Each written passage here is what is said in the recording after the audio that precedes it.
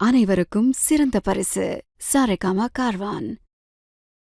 இன்னும் இந்த சுடருக்கு என்னதான் வேணும்னு தெரியல. எல்லாரையும் போட்டு கஷ்டப்படுத்திக்கிட்டு காசை கூட அது பண்ணு இது பண்ணுன்னு சொல்லிட்டு இருக்காங்க. அதெல்லாம் சரிதான். எந்த நம்பிக்கையில இந்த ராஜிமா கிட்ட 50 லட்சத்தை கொண்டு வர சொல்றாங்கன்னு தெரியலையே. வேமா இந்த சுடர் போன் பண்ணி ராஜி கிட்ட 50 லட்சம் ரூபாய் வாங்கிட்டியா, நீ வேலைச்சேரிக்கு வா, அங்க வந்து நான் எங்க வரணும்னு சொல்றேன், நீ பணத்தை எடுத்துட்டு வந்துரு அப்படின்னு இவ்ளோ நம்பி ராஜி கிட்ட சொல்றாங்க. ராஜிய நம்பி இவங்க பணம் வாங்க போறாங்க. ராஜி குடுக்கற ஆள் மாதிரியா? என்ன நடக்க போதோ.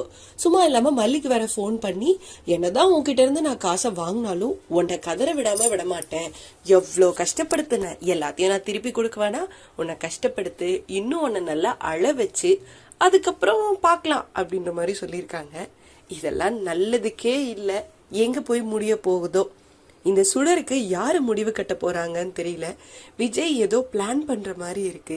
என்ன பிளான் பண்றாங்க? இந்த சுடர் கிட்ட இருந்து வெண்பாவை எப்படி காப்பாத்துவாங்க?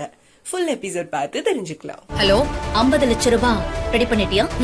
அந்த பணத்தை ஒரு பேக்ல போட்டுட்டு வேலைச்சேரி பஸ் ஸ்டாண்டுக்கு வந்துரு.